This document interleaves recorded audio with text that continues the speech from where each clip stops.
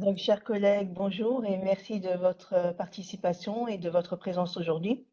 Et merci à Bruno d'être présent pour partager avec nous son expérience pour l'apprentissage à la déconnexion. Donc, l'ultraconnexion est un sujet très important depuis l'émergence des nouvelles technologies et de l'utilisation amplifiée des écrans qui commence assez tôt dans l'âge et qui continue aussi dans la vie professionnelle et au-delà. Alors, comment apprendre à se déconnecter, se poser au calme et profiter du moment présent et en famille? Lors de cette conférence, Bruno va nous proposer des programmes qui vont nous permettre de gérer le temps d'écran des jeunes, mais aussi des adultes. Et je souhaiterais lancer un message à tous les collègues de la Commission de Bruxelles pour les sensibiliser pour voter pour les élections du comité local du personnel et avant le 3 mars. C'est vraiment très important parce que si on n'atteint pas le quorum, on va devoir recommencer et je pense que ce n'est pas l'idéal ni pour vous ni pour nous. Donc s'il vous plaît, votez, même si c'est un vote blanc, mais votez et sensibilisez vos collègues également pour voter. Bon, l'idéal, ce serait de voter pour nous, mais on ne va pas vous obliger. Merci beaucoup. Et maintenant, je vais céder la parole à Cristiano, le président de Renouveau Démocratie. Merci. Bon, soyons clairs, s'ils ne votent pas pour nous, on va plus leur permettre de profiter des conférences de Bruno. Tout à fait d'accord. Il faut un minimum de reconnaissance. Et bon, Bruno, si tu n'étais pas déjà une star absolue de la communication, je pourrais avoir peur de te communiquer que j'ai eu plusieurs confirmations de la part de professeurs d'école, tant européennes que belges, qui attendent l'enregistrement de cette conférence pour la projeter à l'école, à leurs élèves. Très bien. Parce qu'il implique, il me confirme que souvent, les premiers à être concernés par ce manque de connexion, ce sont les élèves et les jeunes eux-mêmes, parce qu'il faut casser ce stéréotype comme quoi il y a un parent clairvoyant qui voit les problèmes et des enfants ou des adolescents inconscients qui pensent que c'est bien pour eux de passer des heures et des heures devant l'écran. Parfois, c'est vraiment un sentiment d'addiction. Il n'arrive pas à s'en passer, il n'arrive pas à trouver une alternative. Mais entre nous, parfois, c'est aussi parce que les parents trouvent assez commode de laisser un enfant tout le temps devant la télé ou devant l'écran parce qu'ils ont d'autres choses à faire. Et plein de collègues me disaient qu'ils se sont rendus compte de ces soucis avec le télétravail parce qu'en étant plus souvent à la maison, même dans des heures où parfois ils n'étaient pas là parce qu'ils étaient au bureau, ils se sont rendus compte de à quel point tout cela a un impact.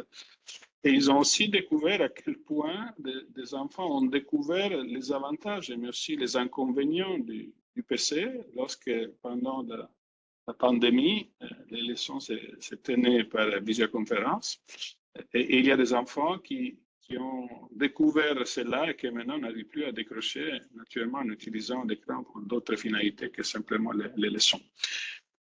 Nous sommes fidèles à notre vision qu'un syndicat ne doit pas simplement s'occuper des aspects qui ont à faire avec le travail, parce que la qualité du travail est aussi une projection de la qualité de la vie privée et familiale de chacun.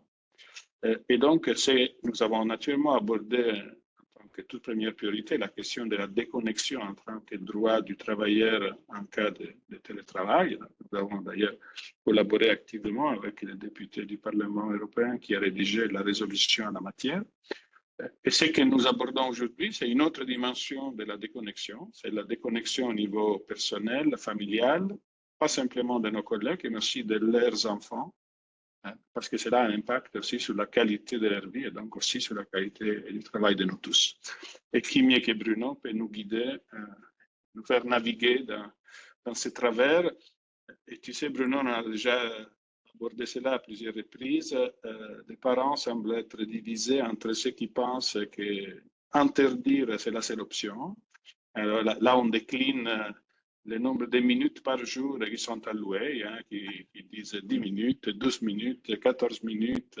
Il y en a d'autres qui ont un paquet de minutes à dépenser au cours de la semaine.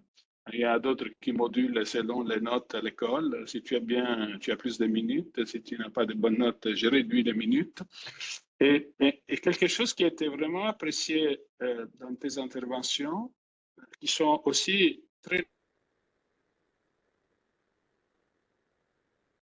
discussions que nous avons, c'est qu'un jour, lors d'une conférence, tu as dit le pire qu'un parent peut faire, c'est ne pas s'intéresser à ce qu'un enfant fait et considérer que tout ce qu'il fait, c'est stupide, inutile et une perte de temps.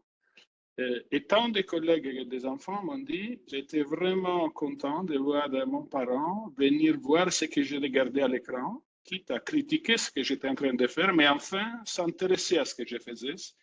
Ça m'a donné une satisfaction importante plutôt d'être traité comme un abruti qui perd son temps à faire des bêtises, quitte à découvrir que les parents eux-mêmes font exactement les mêmes bêtises en les cachant à leurs enfants.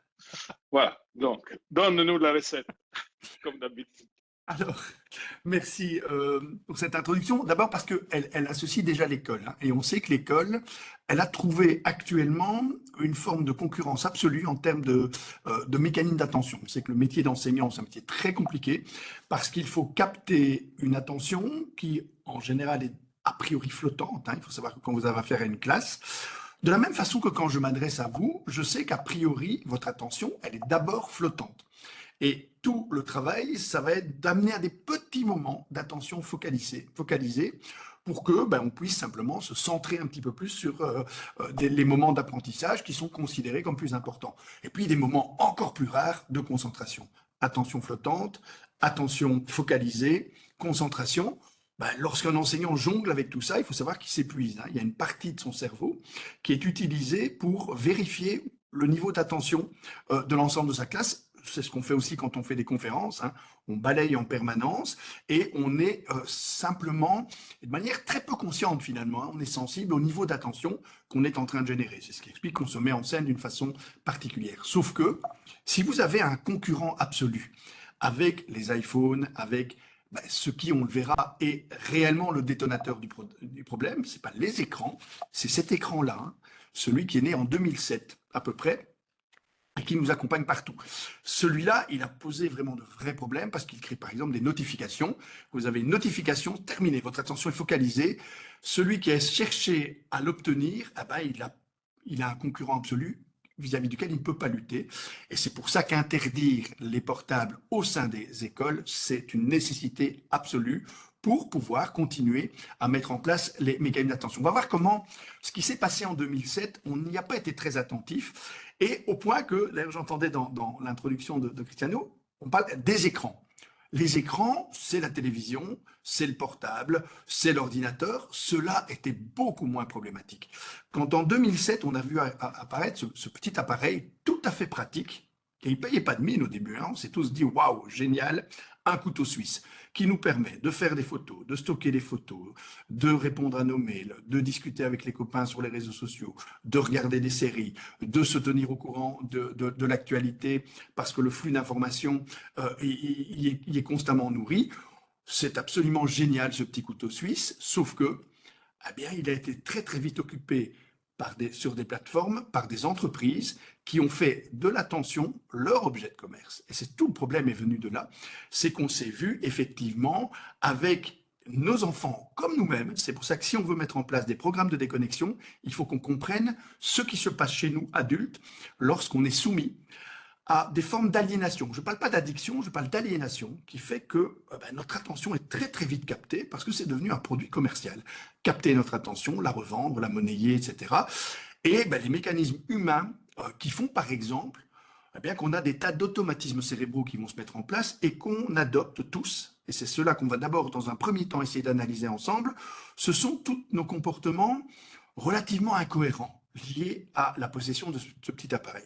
Par exemple, premier comportement qui est parfois difficile à expliquer de manière rationnelle, l'être humain est le premier être vivant qui, lorsqu'il est mis en présence de nourriture, d'une nourriture appétissante, au lieu de sentir cette nourriture, hein, ce qui est le réflexe normal d'un être vivant, et puis de la consommer, fait une photo. Et on voit la photo sur les réseaux sociaux. On n'a jamais vu ça dans l'histoire du vivant. C'est un réflexe tout à fait incompréhensible d'un point de vue simplement de la reproduction de l'espèce. Ça n'a strictement aucun sens. Et quand j'interroge les gens, parce que quand on a affaire à un comportement irrationnel, le but c'est d'essayer d'en comprendre les fondements. Alors il y a toujours le fondement de l'explication que l'on donne, je vais dire pour s'expliquer ou se justifier de manière relativement rationnel. Et c'est par exemple une façon de dire, mais moi ce que je veux, c'est partager mon plaisir. Sauf que quand je reçois la photo d'un repas, je n'ai ni l'odeur ni le goût, donc on partage en réalité rien du tout.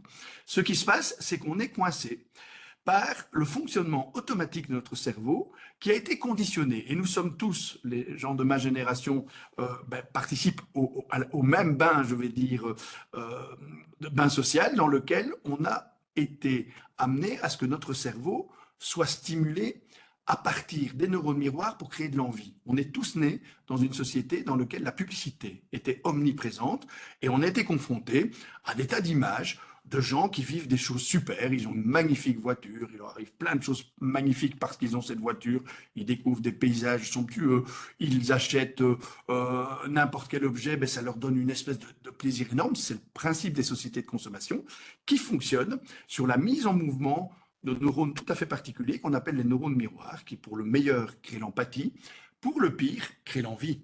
Et on est tous, et le cerveau c'est use it or lose it, tout ce que vous utilisez va s'installer et s'intensifier, parfois se mettre en place sous forme d'automatismes cérébraux, et ce que vous n'utilisez pas va se perdre.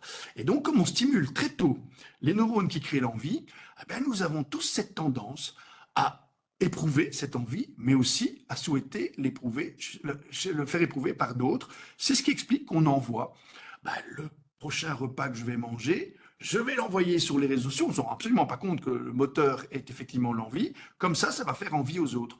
C'est ce qui explique qu'on utilise les réseaux sociaux pour montrer, par exemple, des photos de vacances, mais essentiellement avec en arrière-fond un ciel bleu.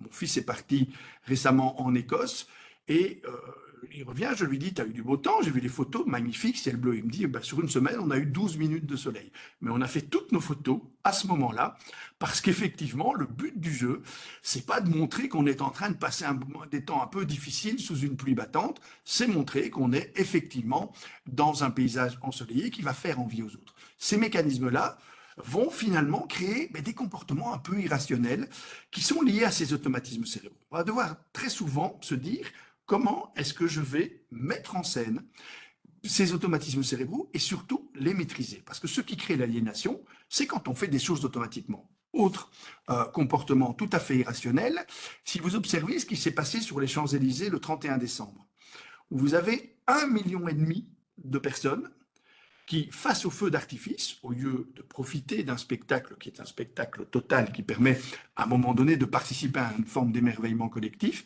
eh bien, au lieu de regarder en s'extasiant collectivement, ce qui se passe quand vous avez un feu d'artifice, c'est des gens, wow, ah, oh la belle bleue, etc., etc., et tout le monde s'extasie, vous étiez tous, toutes les personnes étaient en train de réduire leur champ de vision en regardant à partir d'un petit rectangle leur écran, un spectacle qui n'est absolument pas fait pour ça, en faisant le moins de bruit possible, beaucoup plus de silence que ce qu'on constate habituellement lorsqu'il y a un feu d'artifice, parce qu'il ne faut pas interférer avec le film qu'on est en train de filmer.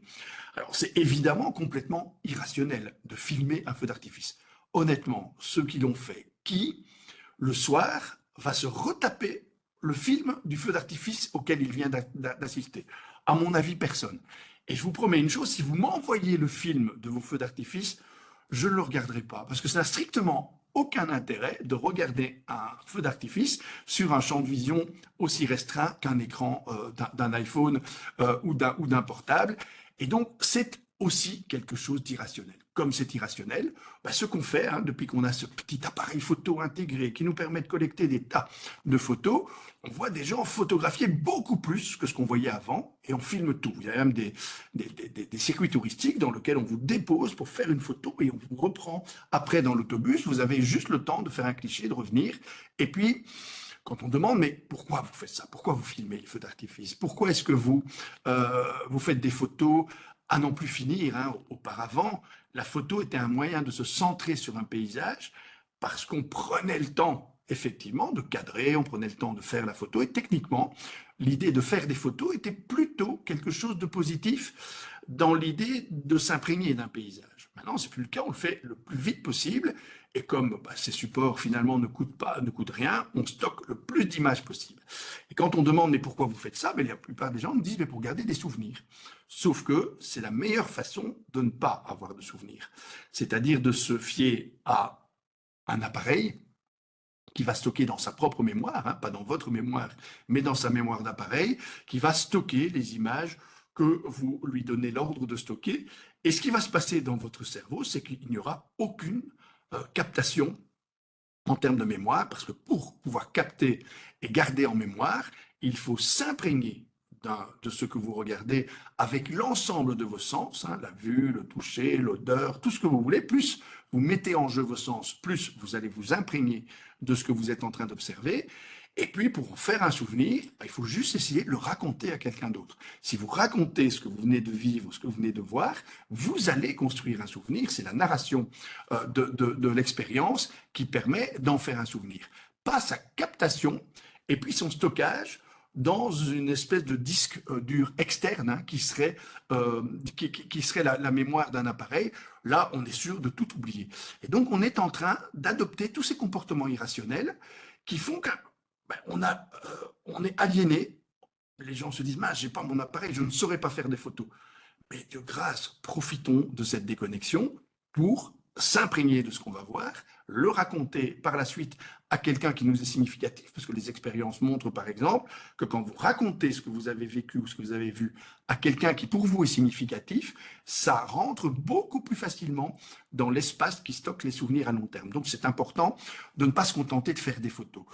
D'autres éléments, par exemple, hein, si vous regardez ce qui se passe au Louvre, moi je suis tétanisé quand je vois ce qui se passe au Louvre devant la Joconde, où les personnes, c'est devenu un passage obligé, tout le monde se regroupe devant la Joconde, et certains, désespérant de pouvoir l'admirer, filment ou font une photo par au-dessus des épaules de tous les autres. C'est la meilleure façon d'éviter de s'émerveiller d'une peinture. Je suggère, il y a un petit Raphaël juste à côté, tout aussi réussi et tout aussi merveilleux que la Joconde, mais qui est relativement délaissé. Là, vous êtes dans les conditions de captation et d'émerveillement, alors que l'écran, faire des photos, ne va pas vous aider à vous émerveiller. Et l'idée de faire une photo de la Joconde pour pouvoir la regarder après, beaucoup de livres ont des illustrations de bien meilleure qualité que ce que vous allez obtenir en faisant une photo furtivement au-dessus des épaules des autres. Et donc, on se retrouve avec ces comportements irrationnels, un autre qui va beaucoup mieux encore expliquer ce qui se passe dans le cerveau d'un être humain qui utilise ce petit appareil qui, en fait, a aggravé ses effets lorsque on est arrivé à la 5G, la 4G. Les notifications ont un effet désastreux sur les mécanismes d'attention.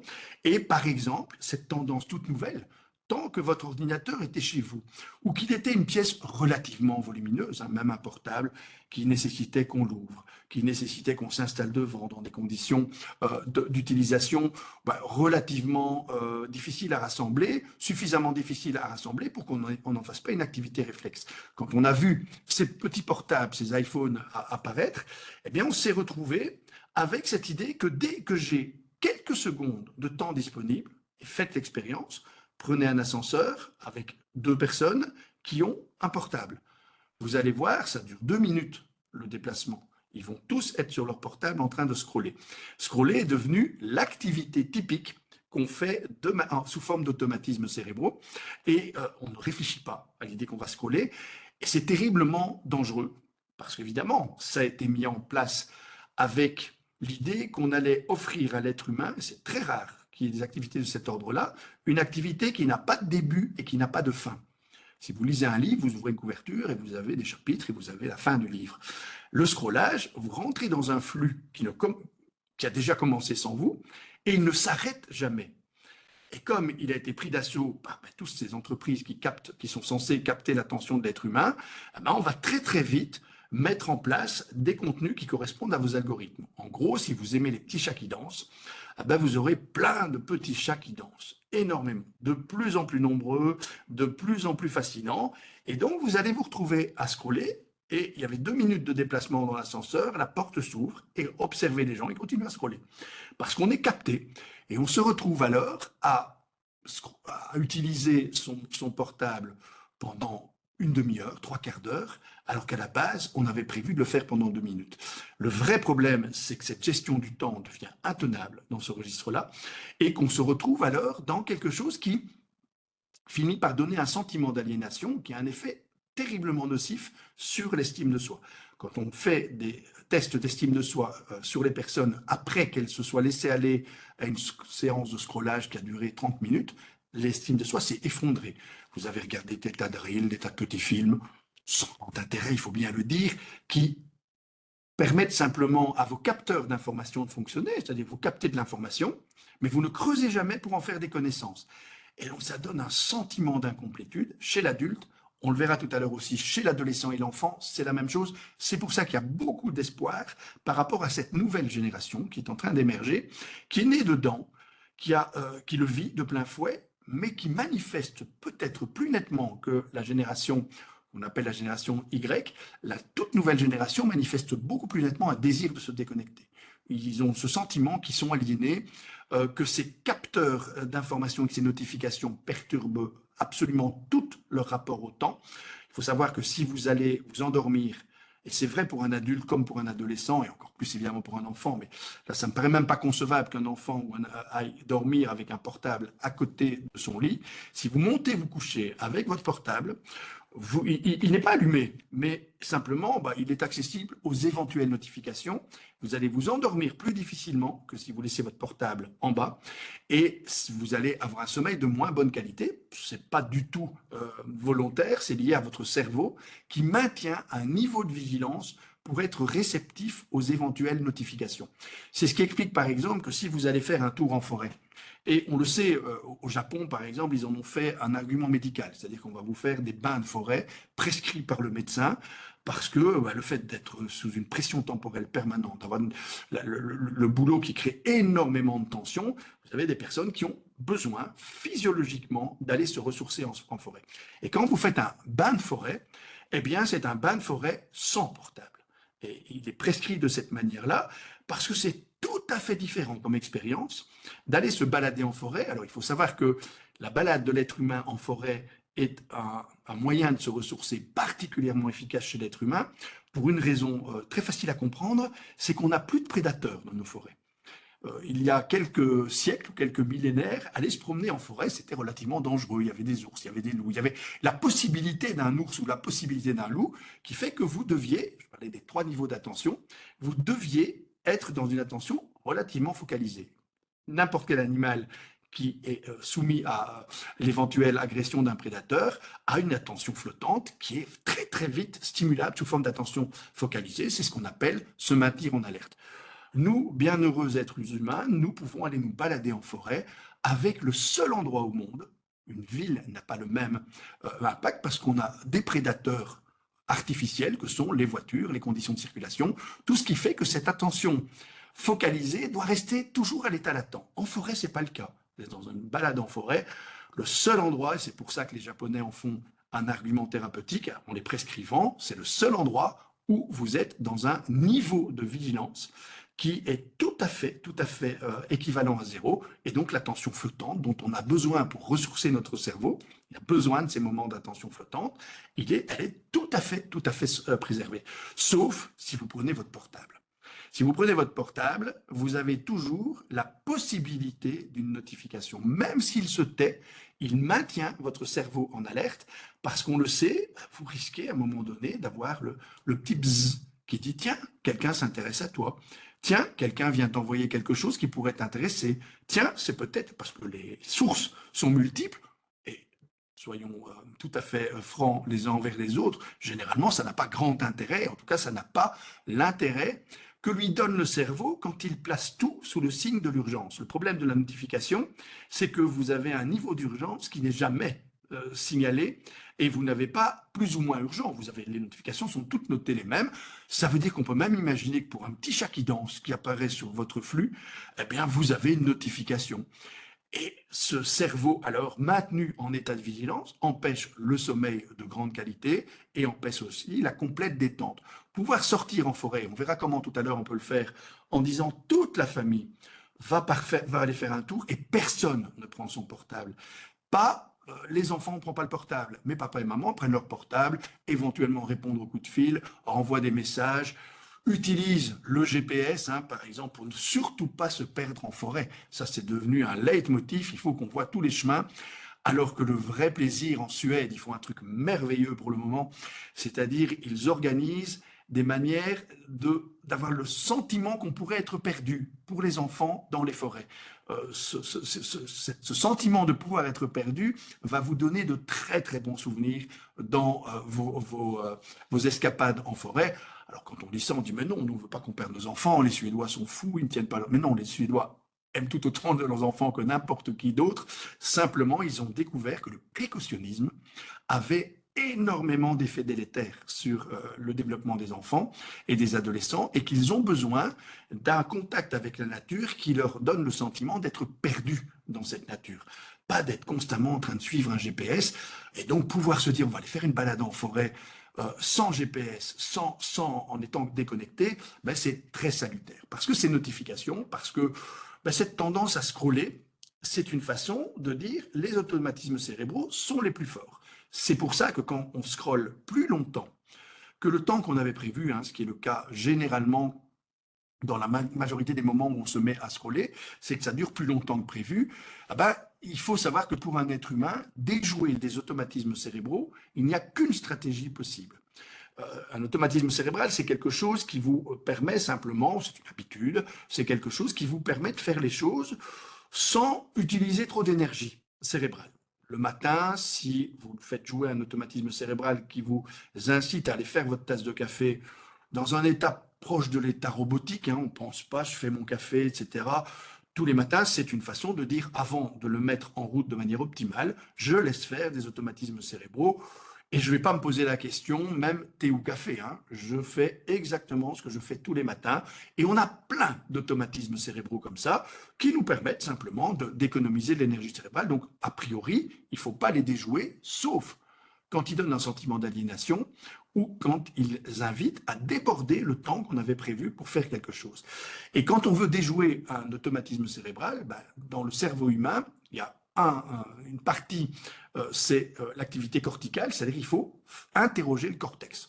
Si vous posez une question en vous obligeant à répondre, vous déjouez l'automatisme cérébral. Même si le matin, tous les matins, vous prenez un café en étant en option radar, c'est-à-dire je fais mon café sans réfléchir, si vous vous posez la question, tiens, est-ce que ce matin, je vais vraiment me faire un café? Est-ce qu'il ne faudrait pas me faire autre chose? C'est parti, vous êtes en train de déjouer une habitude. Par rapport à l'écran, la question qu'on doit systématiquement se poser quand on est attiré par un écran, c'est qu'est-ce que je vais faire sur cet écran? Pourquoi j'y vais?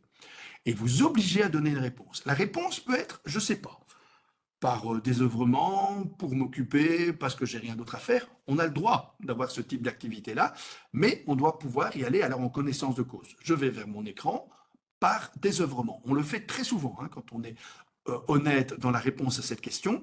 Et là, il faut impérativement se poser cette deuxième question. Combien de temps est-ce que je compte passer sur cet écran?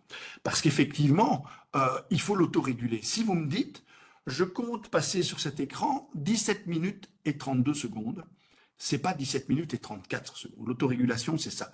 On décide à l'avance du temps qu'on va consacrer au scrollage. Si vous le faites sur une journée, si vous me dites, moi, sur une journée, je m'autorise 3 séances de 15 minutes de scrollage, par exemple. Vous allez voir que ça aura un effet de détente sur votre cerveau tout à fait positif. Parce que c'est anticipé, on sait qu'on ne va pas se laisser déborder, donc on ne risque pas de se laisser aliéner par les algorithmes qui sont mis en œuvre pour pouvoir capter notre attention de manière aliénante. Et donc on se retrouve avec un sentiment de maîtrise qui suppose qu'on n'ait pas fait, par exemple, je ne suis pas en train de vous dire, le scrollage, c'est une activité négative, il faut absolument la bannir de nos vies, comme je ne vous dis pas, il faut bannir les écrans de notre vie, il faut juste les mettre à leur juste place. Et donc se dire, scroller, ok, ça va détendre mon cerveau, du moment que je sais anticiper le moment où je vais m'arrêter, puisqu'il faut mettre une fin à l'activité, puisqu'elle n'existe pas à l'intérieur de l'activité qui est proposée. Et donc dire, je vais faire 3 séances de 15 minutes, et vous les programmez dans votre temps, on verra comment on peut retravailler nos agendas pour pouvoir mettre l'écran à sa juste place, ça va avoir le même effet que ceux qui vous disent, moi je fais des sudoku, moi je fais toutes les activités qui supposent des automatismes cérébraux, et qui supposent de ne pas avoir une réflexion trop intense, et on est donc dans des automatismes cérébraux qui ressourcent le cerveau. Donc ça peut être tout à fait intéressant.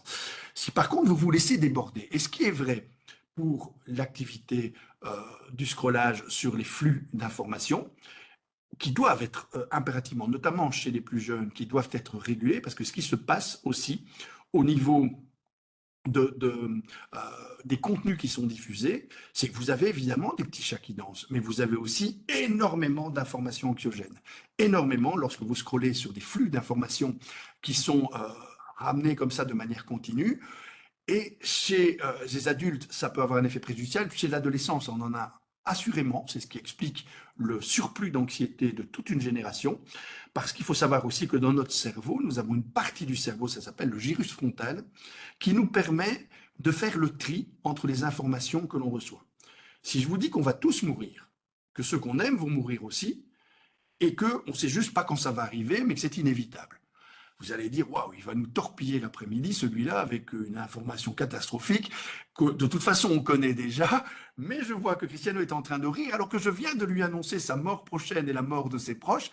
Il rit parce que son gyrus frontal fonctionne très très bien.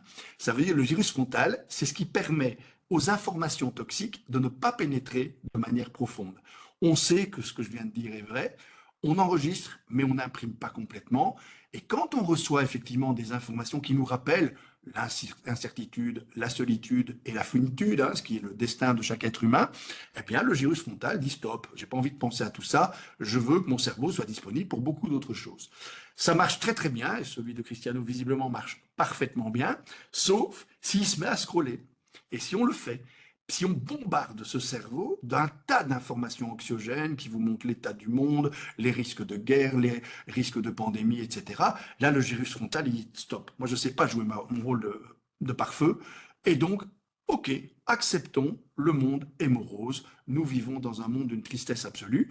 Et on accepte cette espèce d'arrière-fond qui entretient le sentiment de morosité. C'est pour ça que la balade en forêt, elle est 2 fois plus nécessaire dans ces cas-là, parce que c'est là qu'on va retrouver des capacités, de retrouver des façons de se ressourcer, lorsque, parce que en forêt, vous aurez très peu d'informations, c'est ce qui explique que les Japonais font ces prescriptions, vous n'aurez pas d'informations négatives, et vous allez être à l'écart du bruit du monde, réentendre le chant des oiseaux. Dites-vous que c'est ça le but du jeu. C'est comme ça qu'ils vérifient qu'ils sont vraiment en forêt.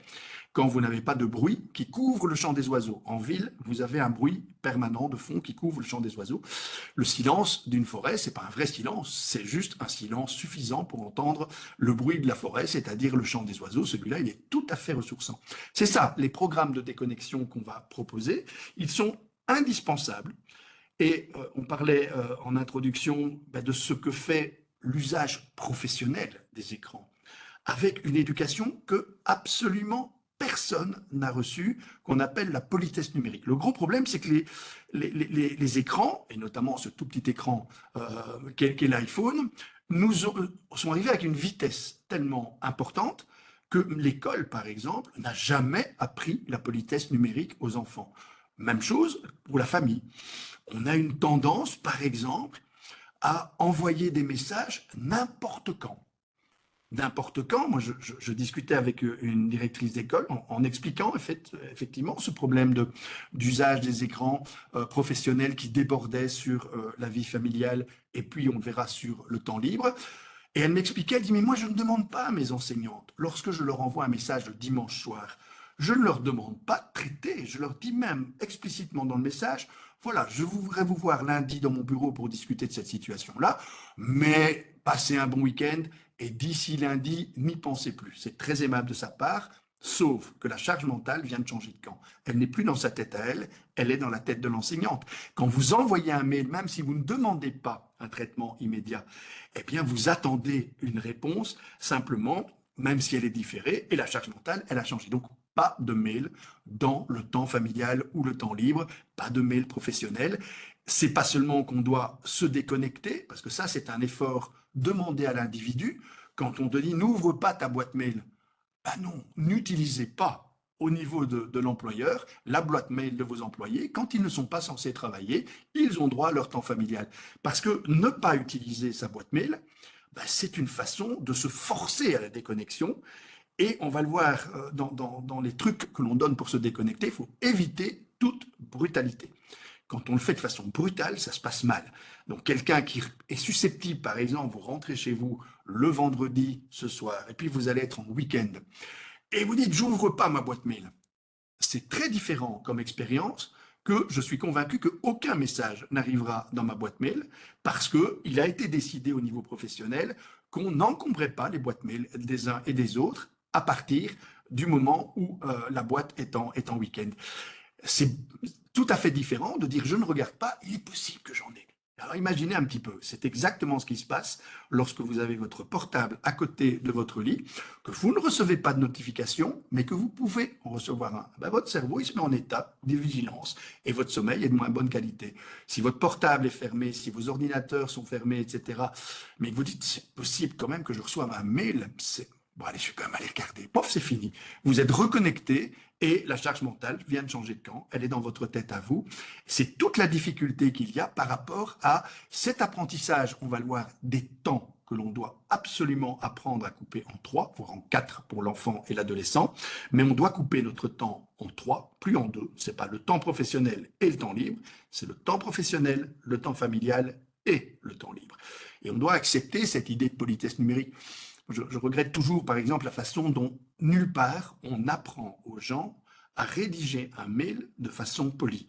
Quand je vois, et je le vois dans l'imagerie cérébrale, les dégâts causés par un mail où simplement on a mis quelques mots en gras. Alors, on va dire, j'ai fait ça juste pour attirer l'attention de la personne sur des éléments que je pense importants. Eh bien, dans la tête de la personne, les circuits neurologiques qui sont stimulés sont exactement les mêmes que ceux qui vont être stimulés si en parlant avec quelqu'un, je me mets à hausser le ton d'un coup. C'est chaque fois, c'est comme si on haussait le ton. Le simple fait, quand on écrivait du courrier, on n'écrivait pas des choses en gras et des choses en écriture normale. On acceptait l'idée que l'écriture, elle était liée de la même manière sur l'ensemble du courrier, parce qu'on ne hausse pas le ton par courrier. Eh bien, dans le mail, on l'a accepté. Si en plus, vous mettez vos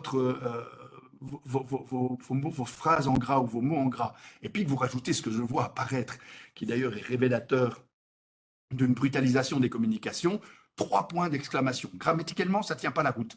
Or, sur les mails, on voit ça très souvent, 3 points d'exclamation. Eh bien, c'est comme si je haussais le ton tout en tapant sur la table, l'effet que ça produit sur la personne qui reçoit ce type de message. Même chose quand je dis, je vais envoyer un mail à Cristiano et je vais mettre ses supérieurs hiérarchiques en copie. Eh bien, c'est comme si je lui disais, je vais te dire quelque chose, mais je n'ai pas tellement confiance en toi. J'ai quand même envie que les autres entendent que je te l'ai dit. Et si en plus je les mets en copie cachée, eh bien, c'est comme si je leur disais d'aller se cacher derrière les rideaux pour écouter ce que je dis à Cristiano. Donc, vous imaginez, tous ces mécanismes-là vont créer beaucoup de tension. Et c'est ça, effectivement, la déconnexion. C'est pouvoir apprendre à ne pas créer une tension excessive parce qu'on fait preuve d'une forme d'impolitesse numérique, ce qu'il faut vraiment comprendre, qu'un mail qui fait 3 pages, par exemple, c'est pas adapté à un mail. Je voudrais te parler et je voudrais qu'on passe un petit moment pour parler ensemble, parce que ce que j'ai à te dire est suffisamment important pour que je ne le mette pas dans un mail de 3 pages.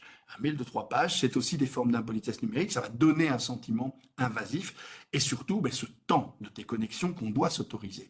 Et là, on en vient à cette idée de déconnexion familiale. Dire, il faut que les enfants arrêtent d'utiliser les écrans, et le spectacle absolument paradoxal que je vois des adultes qui, avec un écran dans les mains, reprochent à leurs enfants d'être trop souvent sur leurs écrans, et puis après retournent eux-mêmes à leurs écrans, ça montre que ça ne fonctionnera pas de cette manière-là. Il ne faut surtout pas diaboliser.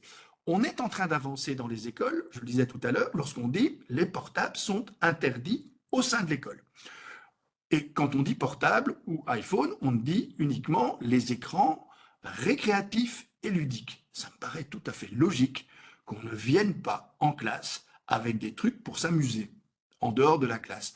Et donc, on n'a pas dit que les écrans étaient interdits. Si l'enseignant a besoin des écrans, il utilise les écrans parce qu'il ne faut pas diaboliser l'écran, qui a beaucoup de sens d'un point de vue pédagogique, mais que les écrans ludiques et les écrans récréatifs sont interdits, ça me paraît une très bonne chose. Si vous avez l'opportunité de regarder, c'est pas ce vendredi-ci, c'est vendredi prochain sur RTL, une émission à laquelle j'ai eu le plaisir de participer, dans lequel le journaliste de Borsu est immergé dans une classe. Je vous assure que l'émission, c'était une expérience magnifique. C'est vraiment une émission qui n'est pas truquée du tout. On est vraiment dans la classe. Et c'est une classe où les portables sont interdits. Et le journaliste demande aux élèves qui a son portable. Comme un seul homme, vous voyez tous les bras se lever, mais vraiment comme un seul homme, hein, une forêt de bras. Ils ont tous leur portable avec eux. Et puis, un peu étonné, le journaliste demande qui l'utilise pendant les cours. Mais il n'y a pas la moindre ambiguïté, tout le monde, hein, c'est pas un ou deux timidement, c'est tout le monde. Et puis, étonné, le journaliste demande, et comment vous faites? Et puis tous, ils nous montrent qu'ils avaient sur leurs genoux leur portable. Ils attendent les notifications et à chaque notification, ils regardent. Les enseignants ne voient strictement rien et donc il ne suffit pas de dire on interdit. Il faut surtout à un moment donné faire en sorte. Et ils nous les expliquaient eux-mêmes. Ces jeunes, pendant l'émission, ils l'expliqueront beaucoup mieux que moi d'ailleurs. Ils vont expliquer qu'ils n'en peuvent plus d'être hyper connectés. Les jeunes dorment moins en heures nocturnes, mais ils sont capables de bricoler leur sommeil d'une manière telle qu'ils refont des siestes. C'est quelque chose qui est revenu au goût du jour, et ils les font parfois pendant les heures de cours.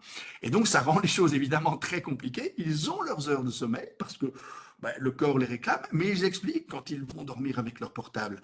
Non seulement quand ils envoient, par exemple, un message. C'est tout le problème de ces mécanismes d'attention. Quand vous envoyez un message, vous attendez une réponse. Vous attendez même simplement, tiens, est-ce qu'il a regardé le message? Puisque la plupart maintenant des messageries permettent de vérifier si l'autre a pris connaissance du message.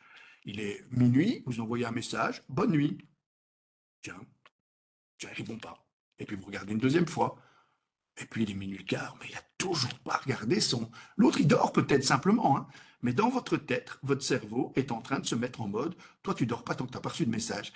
Et c'est parti. Et on est tous dans ce registre-là à cause de ces capteurs d'attention qui sont, en plus, il y a une forme de communication en permanence immédiate et donc s'autoriser des déconnexions absolues.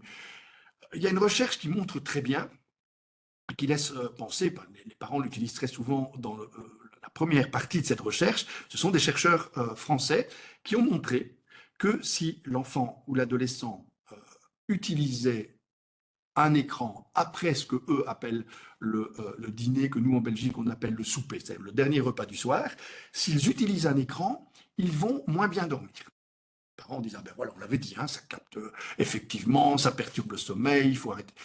Et puis ils continuent un peu leur recherche et ils constatent que le sommeil n'est perturbé que lorsqu'il y a collège et lycée le lendemain. Donc, en déduisent les chercheurs, ce qui est nocif pour le sommeil de vos enfants, c'est pas l'écran, c'est le collège et le lycée. Tout ça pour dire qu'on peut faire dire n'importe quoi à une recherche et qu'il faut être très attentif sur l'idée que le temps de sommeil de l'adolescent et de l'enfant, il n'est pas négociable. J'aurais même tendance à dire, ne négociez pas avec votre propre temps de sommeil. Le temps de sommeil, c'est un temps sans écran. C'est complètement aberrant d'aller dormir avec des écrans autour de soi, même s'ils sont éteints, parce que l'écran éteint ou l'écran allumé qu'on ne regarde pas, hein, si vous avez une télévision allumée dans une pièce, personne ne regarde la télévision, on constate qu'il y a 30% de conversations en moins dans cette pièce, alors que personne ne regarde la télévision, parce que vous avez un capteur potentiel d'attention. Les petits bébés, ils sont d'ailleurs très sensibles. Ils vont relever la tête et lever les yeux chaque fois que la luminosité de la télévision change.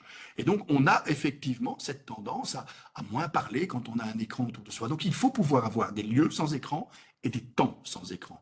Il faut jouer sur ce temps, pas sur les contenus. Christiane a rappelé tout à l'heure tout l'intérêt qu'il y a de s'intéresser aux contenus sans les discriminer, les contenus des adolescents, mais c'est vrai pour les adultes aussi.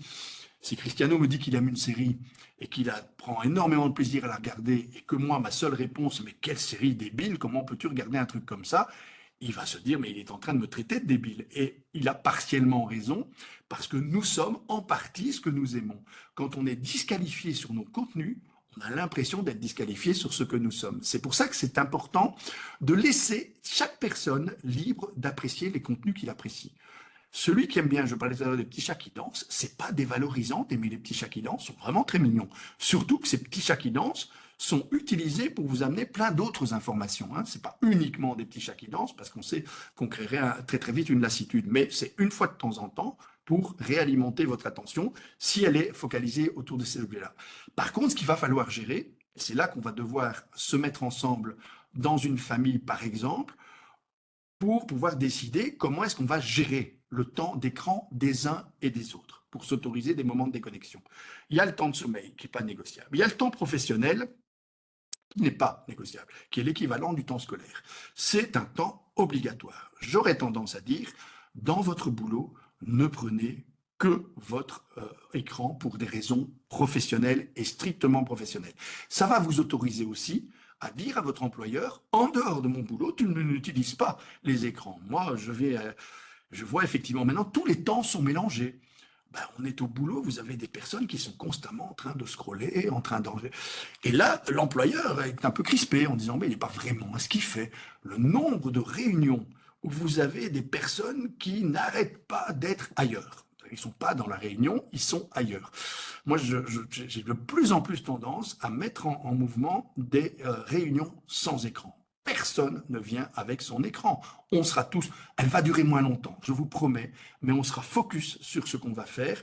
Bah, tout le monde apprécie ce type de réunion-là, plutôt que bah, la personne parle et puis elle voit effectivement bah, les gens qui scrollent, qui échangent des informations, qui sont dans plein d'autres choses. Ça peut fonctionner, mais c'est aussi un disrupteur. On est dans du temps obligatoire. En tout cas, à l'école, c'est important que ces écrans ludiques et récréatifs soient contrôlés. Il y a le deuxième temps, le temps familial. Ce temps familial n'est pas un temps libre. Je le répète très souvent. Et les mamans s'en rendent plus vite compte que les papas parce que leur charge mentale est plus intense. Le temps familial, si vous considérez que c'est un temps libre, eh bien les mamans vont vous dire pas du tout. Moi, je suis constamment sollicité. Le seul endroit libre qu'il trouvait effectivement pour se ressourcer un peu, qui était un temps qui était légèrement protégé, c'était le temps qu'il passait aux toilettes pendant la période du Covid. Donc vous imaginez comment on est obligé de se réserver des petits temps à soi, et encore, hein, certains disaient, je suis à peine aux toilettes, tout de suite il y a un des gosses qui m'appelle, il faut que je fasse quelque chose. Et donc le temps libre, c'est le temps où je fais ce vis-à-vis de quoi je n'ai de compte à rendre à personne. Si vous voulez scroller, si vous voulez faire utiliser les écrans, si votre adolescent, si votre enfant veut utiliser les écrans pendant son temps libre, ben ça ne regarde que lui. Mais c'est un temps protégé. Au Japon, de nouveau, ils ont un très beau terme pour dire ça. Même un rendez-vous avec l'empereur ne bouscule pas ce temps libre qu'ils appellent l'ikigai. Et ils le mettent sur leur agenda. Moi, j'encourage tout le monde à mettre son temps libre sur un agenda et à le dissocier du temps familial. Une balade en forêt, en famille, c'est pas le temps libre, c'est le temps familial. On va le négocier. On va le négocier puisqu'on va aller tous ensemble en forêt et tu auras ton temps libre. Hein, tu peux utiliser tes écrans tant que tu veux. Mais quand on va en forêt, personne ne prend d'écran. Au repas, par exemple, personne ne prend d'écran, mais il ne faut pas non plus se dire c'est une loi intangible. Si vous êtes au restaurant avec vos enfants et que vous avez envie, imaginez vous êtes en couple et puis vous avez le petit dernier qui est avec, qui n'arrête pas de faire une conversation de petit dernier. Une très belle phrase en pédagogie qu'on doit tous garder bien en tête. C'est une phrase qui n'a pas été dite par un pédagogue, elle a été dite par Gad Elmaleh. Et Gad Elmaleh vous dira, parler avec un enfant, c'est comme parler avec un type bourré. Il ne comprend rien à ce que vous attendez de lui, et ce qu'il va vous dire parfois ne correspond à rien de très tangible chez vous. Alors c'est charmant les conversations avec les enfants, mais ne vous obligez pas à n'avoir que des conversations avec les enfants. Quand je vois papa et maman qui se réjouissaient d'aller au restaurant et qui sont happés par la conversation du petit dernier, je me dis, il est parfois très sain de dire, OK, utilise ton écran. Tu as le droit, pendant que papa parle avec maman, et on va se réserver un temps personnel en donnant des écrans, un accès aux écrans. Le principe, c'est de ne jamais crisper le rapport aux écrans. Dire jamais d'écran à table, ben c'est une façon de se crisper. Mais on négocie systématiquement. Si on autorise aujourd'hui, parce que papa et maman ont envie de parler ensemble, et que toi, si tu veux regarder ton dessin animé pendant qu'on parle, c'est pas du tout gênant, vous allez permettre à cette conversation d'avoir lieu. Mais si vous dites pas d'écran à table ce soir, papa, maman et les enfants, personne n'utilise ces écrans. Et c'est important d'avoir ce rapport particulier-là, parce que, de nouveau, hein, quand j'entends dans certaines familles, la règle, c'est que les enfants n'aient pas d'écran à table, et que malheureusement les parents sont dans ce rapport à l'écran, ça montre juste une intercompréhension qui ne se réalise pas. Dans ton temps libre, tu fais ce que tu veux. Et il faut comprendre ce rapport à l'écran qui est multiple. Et c'est pour ça qu'on doit s'intéresser à ce que font nos enfants et nos adolescents. Vous imaginez, votre adolescent, il est en pleine finale de Coupe du Monde. Il est en train de jouer la finale qu'il prépare depuis très longtemps, hein, parce qu'il a fallu passer les éliminatoires, etc. Belgique-Italie, en finale, avec pour une fois une chance majeure pour les Belges de gagner. Et il y a maman qui hurle parce qu'il y a du chou rouge et des côtelettes qui n'attendent pas. Là, vous êtes en train de dire, mais ces choux rouges n'ont plus aucune importance, vous êtes en finale de Coupe du Monde. La maman qui connaît les, euh, les, les supports sur lesquels l'enfant joue, mais aussi les contenus. Elle sait qu'un match, ça ne dure jamais que 7 minutes. Donc la règle, c'est dans ton temps libre, tu utilises les écrans, tu peux effectivement faire des matchs de foot, tout ce que tu veux, mais le temps familial, je te préviendrai toujours pour que tu aies le temps de faire ce dernier match, par exemple. Et là, on crée énormément de tension en moins. Si vous comprenez qu'un jeu, un jeu de plateforme, par exemple, suppose que toutes les 12 minutes, et votre enfant ne pourra jamais vous embarquer autrement, toutes les 12 minutes, vous avez un espace où vous pouvez enregistrer votre évolution. Eh ben, vous dites, OK, tu ne commences rien maintenant parce qu'on mange tu devras avoir enregistré. Sinon, ben, avec mon chou rouge et mes côtelettes, ben, je vais interrompre ton voyage merveilleux. Vous imaginez, il est en train de faire une quête magnifique et on l'interrompt en plein milieu de cette quête. Là, c'est la tension assurée. C'est tout ce qui va permettre à un moment donné de comprendre sur quel support est l'autre. Les séries, par exemple, montrent très bien comment ça fonctionne, ce rapport aux écrans. Si vous regardez des séries, vous allez voir comment fonctionnent les capteurs d'attention, notamment lorsqu'ils supposent une forme d'aliénation. Vous aurez toujours à la fin des séries, et quand c'est une série américaine, vous aurez même ça 2 fois. Au milieu de l'épisode, il y a ce qu'on appelle un cliffhanger. C'est parce que les Américains regardent en direct et qu'au milieu, il y a un écran de pub et que pour les inciter à revenir à l'écran, bah, il faut qu'il y ait quelque chose d'un petit peu plus qui crée de la tension. Et à la fin de l'épisode, vous en aurez un gros.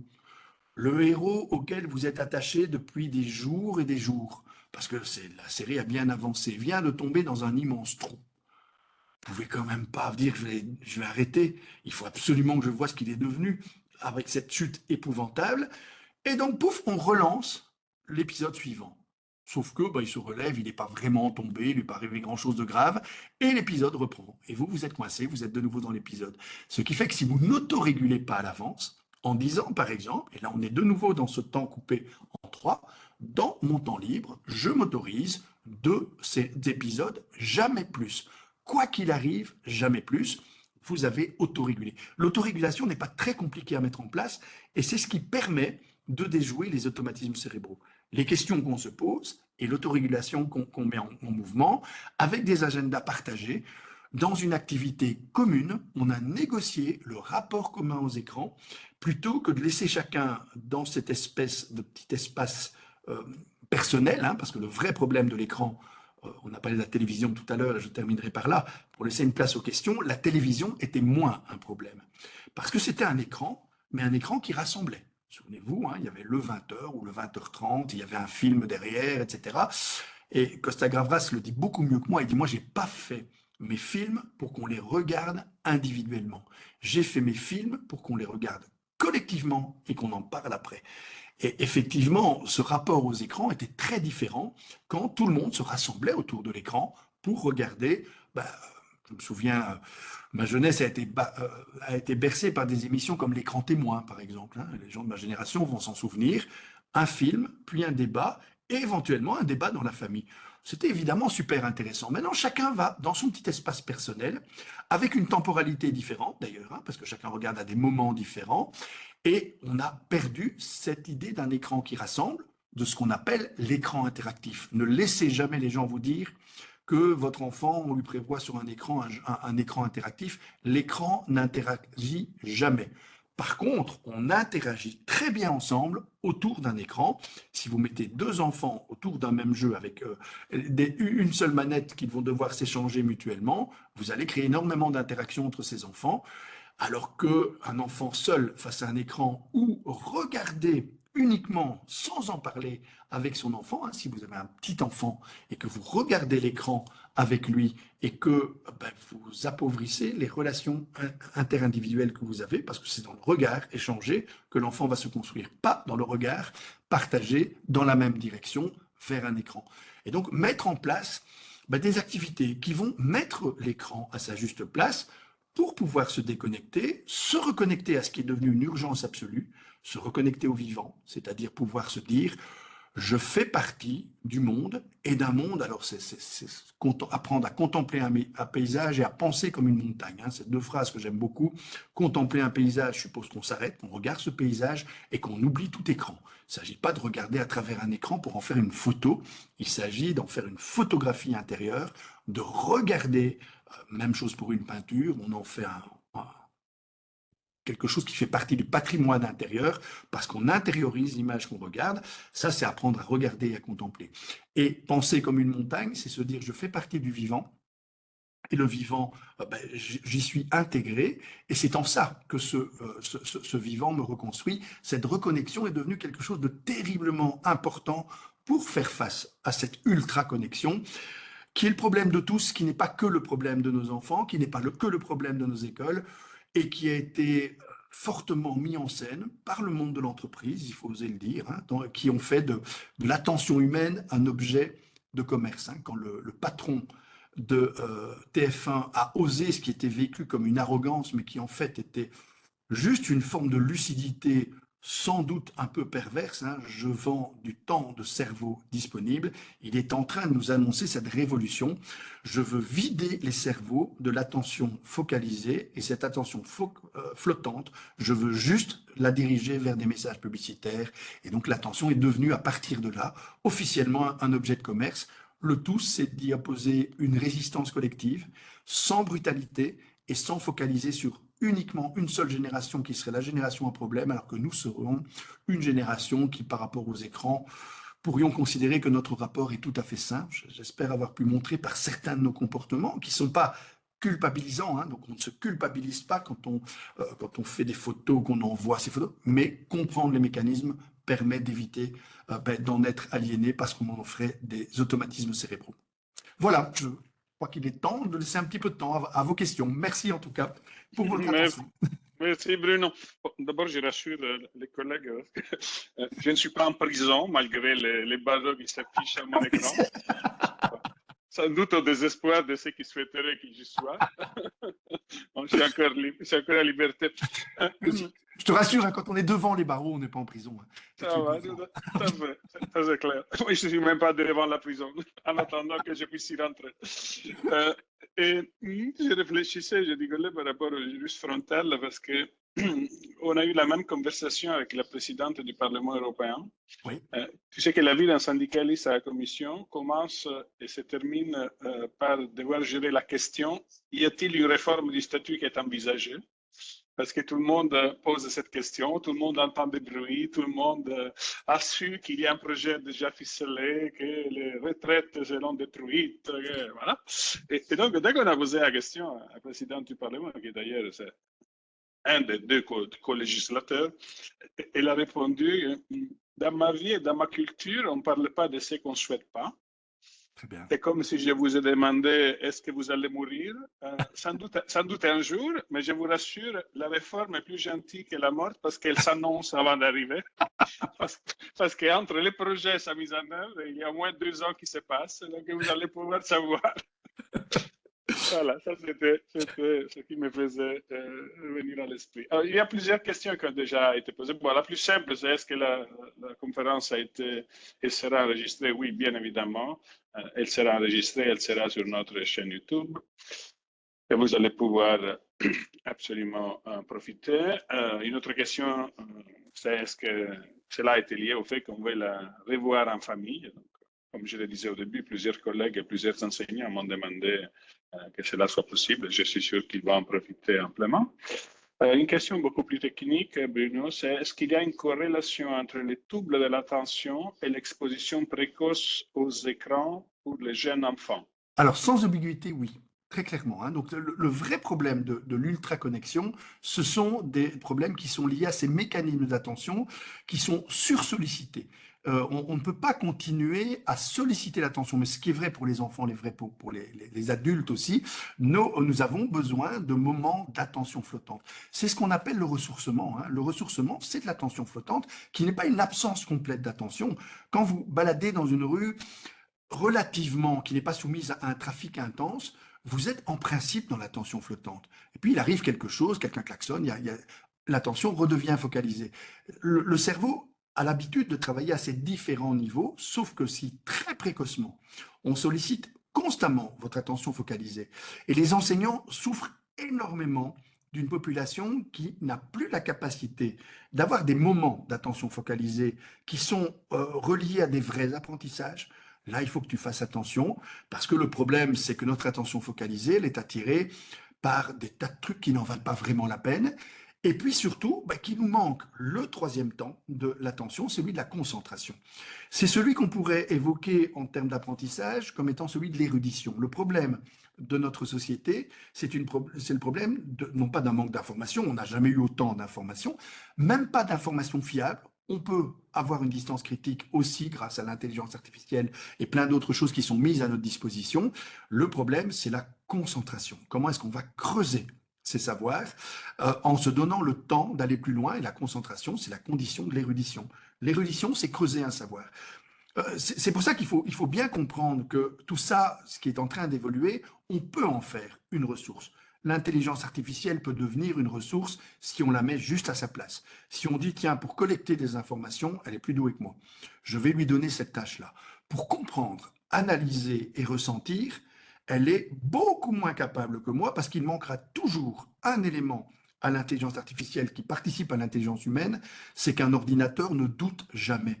Alors qu'un être humain, par nature, se met à douter, et c'est ce qui l'invite à réfléchir. Tous les philosophes vous diront qu'il n'y aurait pas de philosophie sans le doute.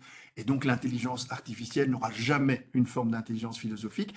Ne pas en faire un ennemi, et c'est ça qui est important, mais savoir effectivement qu'il y a des défauts si on laisse la main mise, et notamment, pour répondre à la question, la corrélation avec un enfant qui ne sait plus comment gérer cette attention. Parce que ce qui est urgent, c'est de permettre à nos enfants, et ça paraît paradoxal, mais c'est pourtant important, de se détendre. Alors ça paraît paradoxal à ceux qui ont des adolescents, par exemple, mais leur dire, il faut que votre adolescent apprenne à avoir des vrais moments de détente, c'est-à-dire d'attention flottante, parce qu'il ne les a pas avec son ultra-connexion, et ne rien faire était pour ma génération à moi le vrai plaisir de l'adolescent. On avait même un mot pour en parler, on appelait ça le glandage. On foutait rien, mais vraiment rien, avec un talent absolu, mais on avait ces moments effectivement de ressourcement qui étaient beaucoup moins gênés par les écrans qui à l'époque n'avaient pas cette fonction de capteur d'attention qu'elles ont maintenant. Très bien. Une autre question.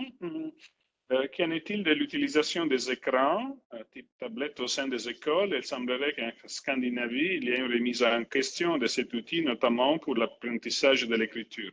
Alors ça, je suis vraiment très content de cette intervention parce qu'il y a beaucoup aussi de fausses informations liées aussi à ce qu'on voit sur les réseaux sociaux, par exemple, hein, qui obligent toujours à aller se renseigner un tout petit peu au-delà de l'information qui est transmise. Par exemple, vous aurez un message du style « La Suède, on a fini avec les écrans et revient au manuel scolaire ». C'est complètement faux.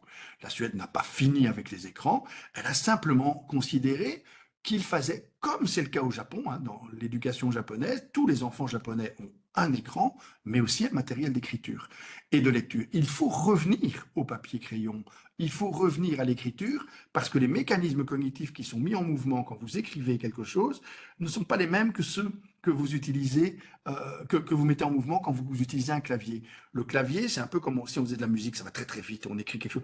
L'écriture lente va permettre une réflexion qui va au rythme de ce qui est écrit, et donc il faut passer de l'un à l'autre. Et ce que les Suédois ont très très bien compris, c'est qu'il fallait une forme d'alternance, que le tout à l'écran, c'est de toute façon une erreur, mais que le aucun écran du tout, et on diabolise les écrans, et on revient à l'année zéro de l'écran, est aussi une option non réalisable. Et donc il faut pouvoir utiliser l'écran et le livre. C'est d'ailleurs ce qu'on propose aux parents, notamment avec ces temps de déconnexion. La lecture, faites-en une activité familiale. Moi, les parents me demandent souvent, mais comment est-ce que je fais pour que mes enfants lisent? Et je leur pose toujours la même question, est-ce que vous lisez? Et ils me répondent, mais moi, j'ai pas le temps. Ah bien alors, s'ils ne voient pas des adultes qui ont du plaisir à lire, ils n'auront pas envie de lire. Et donc, il faut se donner un temps collectif de lecture où chacun lit. Ça marche très très bien quand on fait ça en famille. Le samedi, de telle heure à telle heure, on lit tous ensemble. Et chacun lit les livres qu'il a choisis, parce que c'est le principe même de la lecture et du plaisir de la lecture. On n'attend pas qu'on nous impose des livres. Chacun lit, mais papa lit ses livres, maman lit ses livres, les enfants lisent leurs livres. Et on a ce temps de lecture partagé, mais qui n'est pas dans le temps libre.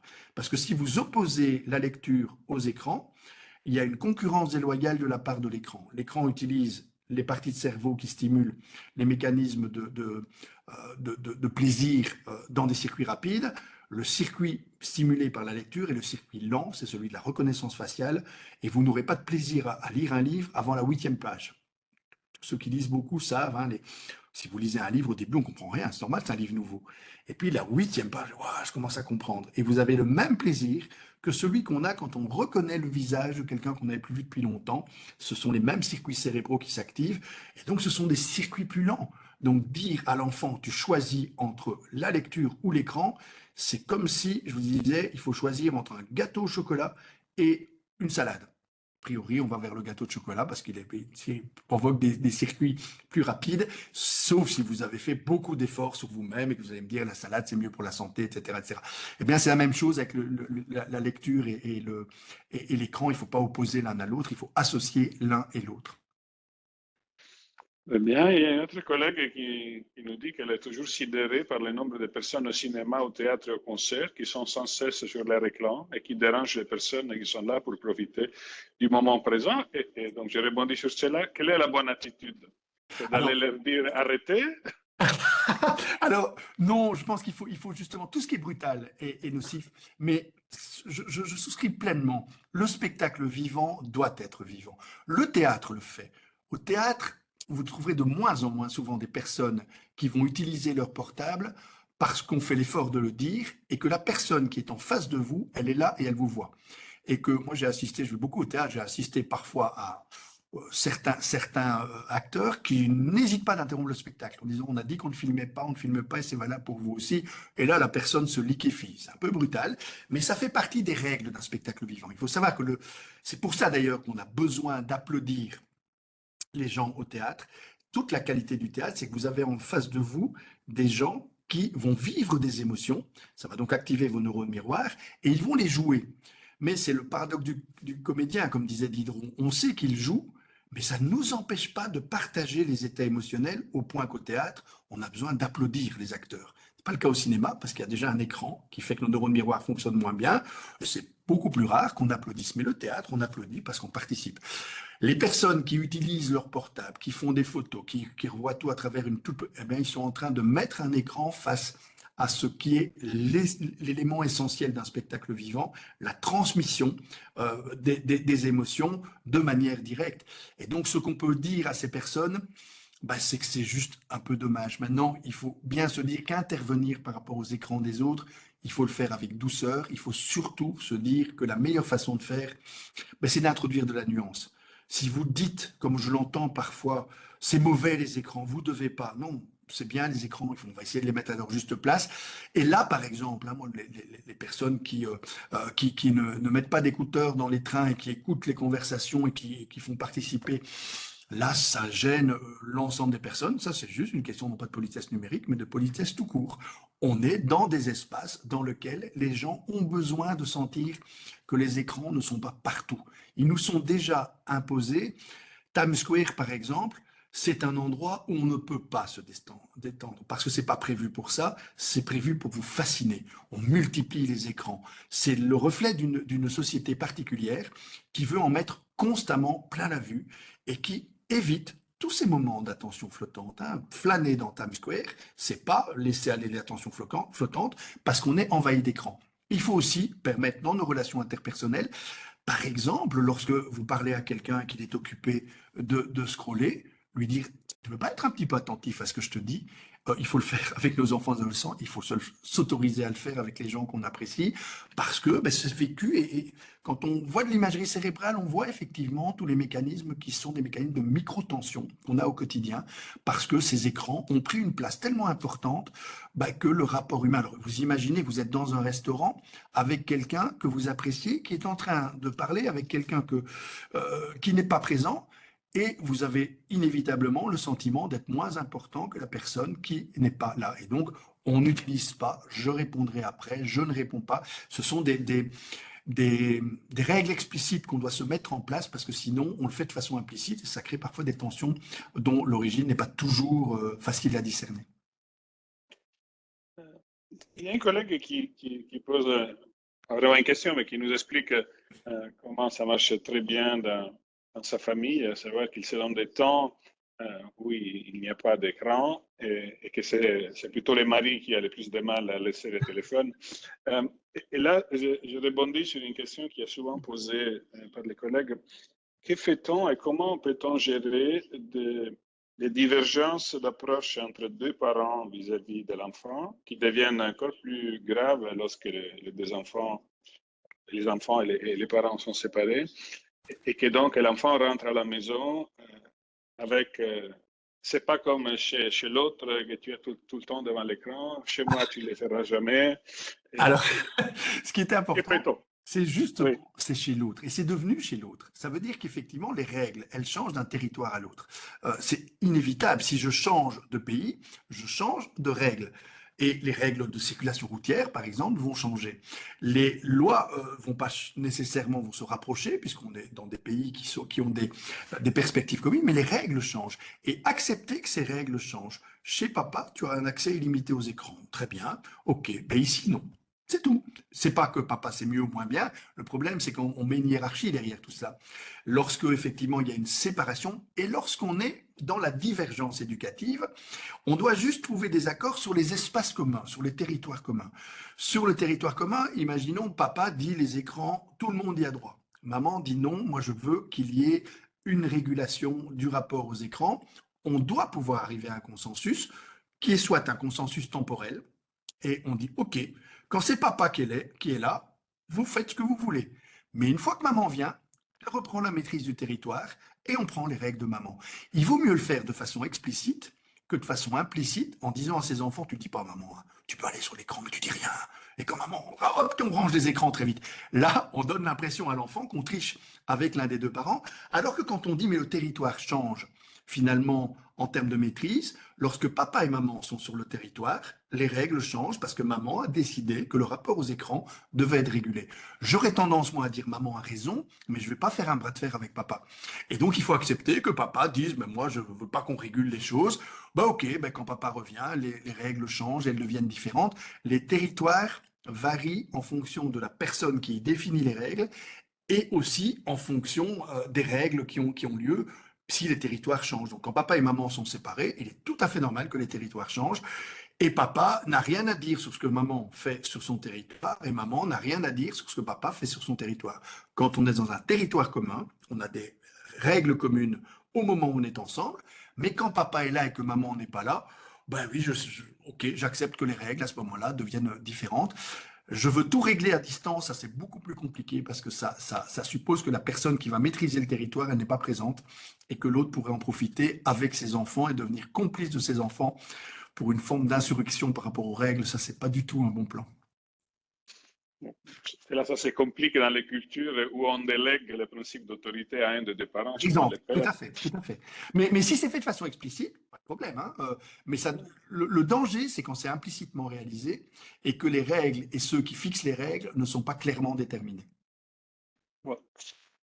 Une autre question qui a été posée plusieurs fois, qui vient de notre collègue Eva, dans plusieurs classes des écoles européennes, presque dans toutes, il y a un énorme écran qui est connecté à l'ordinateur de l'enseignant et qui est allumé en permanence.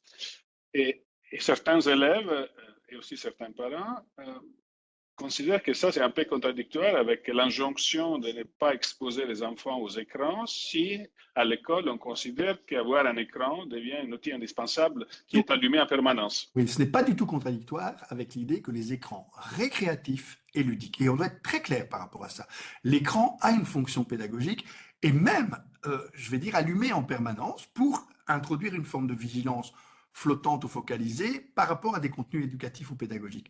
Sur ce plan-là, les écrans sont très utiles à l'école.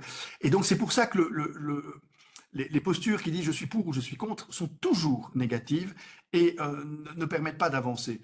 Un certain type d'écran n'a pas sa place à l'école. L'écran pédagogique a sa place, et je dirais même une place permanente, parce que quand on l'allume, c'est un peu comme si je vous disais, attention flottante, l'écran est allumé mais ne signale rien, attention focalisée, on va mettre un contenu sur l'écran. Concentration, l'écran va vous soutenir dans l'exécution d'une tâche. Les trois niveaux d'attention peuvent être joués avec l'écran. L'attention flottante, c'est celle qu'on dynamise quand il se passe rien sur l'écran. Et c'est pas gênant, on va pas devoir nécessairement le fermer, ça va rien apporter de différent. Et la place des écrans pédagogiques, c'est évidemment dans une salle de classe. Moi, j'aurais même tendance à dire il faut qu'il y en ait dans chaque salle de classe pour que les enfants qui ont plus de mal à en avoir dans leur domicile aient un rapport à l'écran qui leur permet de ne pas considérer l'écran comme étant quelque chose qu'ils vont devoir découvrir professionnellement en réalisant eux-mêmes tout un apprentissage post-scolaire parce que l'écran ne leur a pas permis d'apprendre. Je postule aussi, moi j'ai tendance à parler beaucoup de cette politesse numérique parce que c'est important qu'on puisse l'enseigner explicitement à nos enfants dans les écoles ou dans la famille. La famille n'est pas encore assez organisée pour le faire, donc ça doit faire partie, selon moi, des compétences de base. Pas seulement l'usage technique d'un ordinateur, mais l'usage convivial d'un ordinateur. Comment est-ce que je transmets des messages? Comment est-ce que je reçois des messages? Comment je réponds? Ne pas envoyer de messages en dehors des heures de travail, c'est quand même pas très compliqué de le concevoir. Et pourtant, force est de constater qu'il y a très peu d'espace professionnel où on accepte cette règle comme une règle intangible. Et la charge mentale, elle est complètement différente quand on accepte l'idée que plus rien ne pourrait venir de mon travail à partir du moment où je suis chez moi. Et pas tu es autorisé à ne pas prendre connaissance de ce qui pourrait venir de ton travail, ce qui va effectivement alourdir ma charge mentale encore plus parce que je vais me demander est-ce que je regarde ou est-ce que je ne regarde pas. Et sur ce plan-là, la recrudescence des burn-out, il y a beaucoup qui a été relié à cette forme de charge mentale qui est liée à l'omniprésence des écrans et ça a été intensifié pendant le Covid où au lieu de profiter de la période pour analyser ce qui se passait, on est passé en force en disant les gens commençaient à manger, prendre leur repas tout en étant sur écran. Moi, j'ai participé à l'époque à des visios dans lesquels les gens étaient en train de manger. Ça ne me gêne pas qu'ils mangent, mais ça me gêne d'être présent au moment où ils mangent parce qu'ils ont le droit de manger de manière tout à fait tranquille. Et donc tout ça a été très mal régulé. Et je pense que c'est un des chantiers les plus importants à mettre en place pour le moment. Il y a Carmen qui apprécie beaucoup ton attitude de pacifique. Je ne voudrais pas que ça puisse te valoir des mandats pour mettre fin à autant de guerres en tour. Alors, pacifique, je ne sais pas, mais essayons toujours d'être apaisant, parce que je pense que dans la tension, dans le conflit, celui qui trinque toujours, c'est l'enfant. L'exemple que tu donnais en parlant de papa et maman ne sont pas d'accord, il faut savoir que quand ce désaccord crée des tensions, celui qui trinque, c'est l'enfant, qui perçoit qu'il est au milieu de tensions. Et c'est vrai dans les relations école-famille, hein, quand la famille dit ouais, mais attention, on utilise trop d'écran, pas assez d'écran, il faut de l'apaisement, et l'apaisement ne vient jamais qu'avec la nuance. Si vous avez une pensée nuancée, elle sera toujours inévitablement tolérante. C'est le dogme qui empêche la tolérance quand vous êtes convaincu que vous avez la vérité, en ce compris la vérité scientifique, hein, qu'on utilise très souvent. Je pense comme ça, donc c'est comme ça. La science dit toujours ça dépend peut-être. Elle ne dit jamais c'est. Et à partir de là, on a une fonction plus apaisante quand on accepte l'idée de la nuance. Et je pense qu'une partie de ton intervention qui était vraiment appréciée, c'est ton explication de la communication violente, non violente, les mails, les points d'exclamation, les bold. Et je pense qu'on propose qu'on en fasse le sujet d'une nouvelle conférence. Oui, tout à fait, avec plaisir. On va prendre ça en compte. Et la, Oui. toute dernière question de notre collègue Adriana, c'est dans les écoles, souvent européennes, mais aussi d'autres, on commence à demander à chaque élève d'avoir son ordinateur à partir, là, par exemple, de la 4e secondaire. Et cela, parfois, perturbe la vie des parents qui jusque-là s'étaient refusés à permettre l'accès aux écrans. Alors, il est clair que l'enfant a tendance à dire, mais si l'école me demande d'avoir un ordinateur, ça signifie que l'ordinateur est utile et moi, je vais l'utiliser aussi pour autre chose que pour étudier. Comment peut-on gérer cette contradiction? Alors, si l'école prescrit un ordinateur, c'est parce que l'ordinateur a une fonction pédagogique. Répondre simplement, je suis d'accord que tu utilises l'ordinateur à des fins pédagogiques pendant les heures d'obligation scolaire, eh ben, ça tient la route. Alors là, de nouveau, je vais, moi, jamais diaboliser un écran. Un parent qui dit « je ne suis pas d'accord que tu utilises les écrans à des fins ludiques », je pense que c'est une erreur. Je ne suis pas d'accord que tu te laisses aliéner par un ordinateur qui te mange tout ton temps pour le transformer en espace ludique. Là, je suis plus d'accord. Mais l'écran ne doit jamais être diabolisé. Il faut savoir que les générations qui avancent, ça va être de plus en plus jeunes, les écrans, et ça va être de plus en plus nombreux. Ça veut dire que lorsqu'un enfant est sevré complètement d'écran, il vit, et moi je le vis de manière assez massive quand je vois cette nouvelle forme de harcèlement qu'on appelle le ghosting. Le ghosting, c'est la manière dont les enfants qui sont sevrés d'écran sont traités à l'intérieur des classes parce que t'es pas sur les réseaux, t'es jamais sur rien, t'existes pas en fait. Hop. Et on va vous transformer en fantôme parce que vous ne savez pas parler de ce qui mobilise l'attention des autres. Fortnite, plein, les jeux auxquels ils jouent, bah, ce qu'ils regardent comme séries, etc. Il y a un moment, je ne parle pas de l'enfance, je parle de la préadolescence ou de l'adolescence, dans lequel la construction de soi à l'intérieur du groupe de pairs, elle prend énormément d'importance. Et diaboliser les écrans, mettre l'enfant complètement à l'écart des écrans, je ne pense pas que ce soit une bonne option. Je pense qu'il faut effectivement maîtriser et lui apprendre à maîtriser et éviter toute forme d'aliénation en proposant d'autres connexions. Ne pas faire de la connexion aux écrans une connexion unique, mais l'univers culturel des nouvelles générations est articulé autour d'un support. Et diaboliser les écrans n'a pas beaucoup de sens parce que l'écran n'est jamais qu'un support et qui dépendra essentiellement en termes de qualité de ce que vous utilisez comme contenu. L'école est censée diffuser des contenus de qualité. Ce qui pose problème, c'est lorsque tu deviens libre de chercher toi-même les contenus, bah, il y a des contenus de plus ou moins grande qualité. Alors là, deux options, ou bien je fais une forme d'option par rapport à mon enfant adolescent, celle de l'envahisseur, qui décide ça tu peux pas. Je pense pas que ce soit une bonne option. L'autre option, celle de l'ethnologue, dis-moi un peu ce que tu aimes et pourquoi tu aimes, et qui permet de comprendre pourquoi l'adolescent aime telle ou telle chose. Décider soi-même de ce qui est intelligent, ce qui n'est pas, ce qui est utile, ce qui n'est pas, ce qui est bien, ce qui est mal, c'est cette posture de l'envahisseur arrogant qui décide lui-même à la place de l'autre. Or, il faut savoir que par nature, les adolescents n'aiment pas ce que nous aimons et retravaillent ce que nous avons aimé pour en faire un produit qui n'appartient qu'à eux, que généralement ils tournent en parodie. Hein. Regardez n'importe quel élément qui nous ont attirés, nous, la génération suivante va en faire une parodie, c'est normal pour pouvoir faire avancer les générations.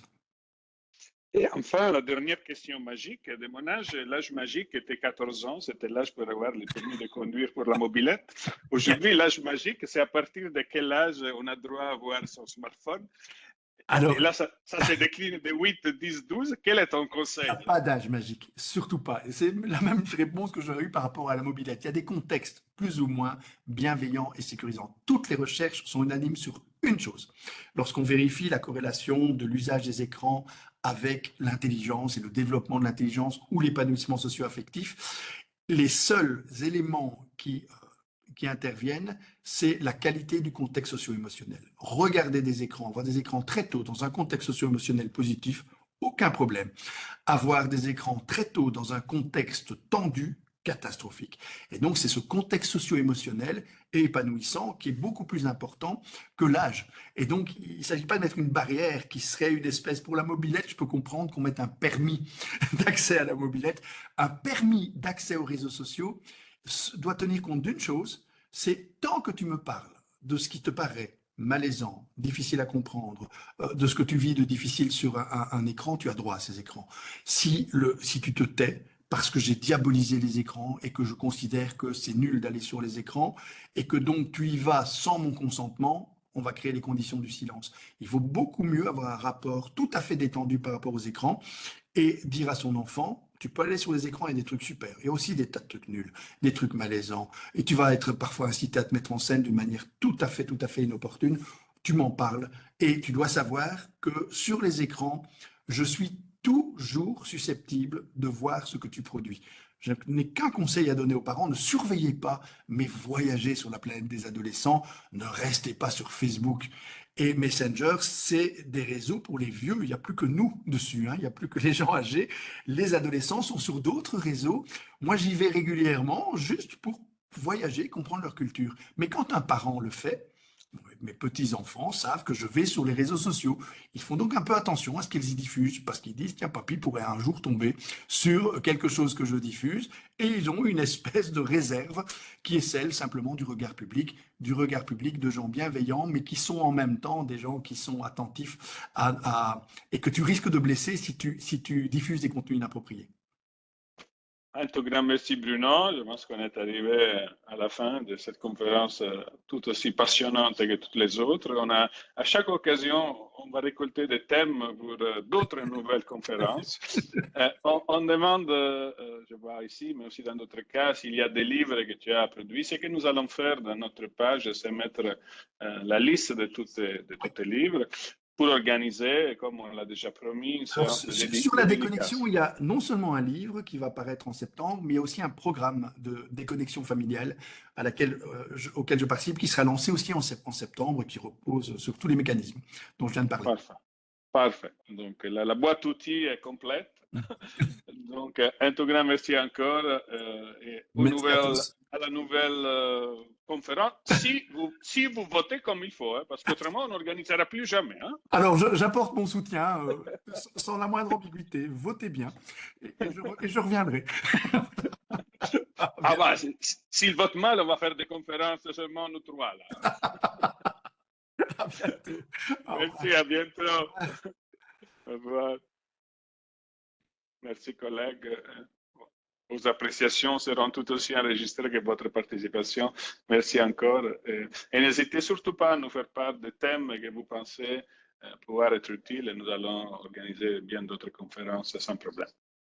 Quoi qu'il soit votre vote, naturellement. Merci encore.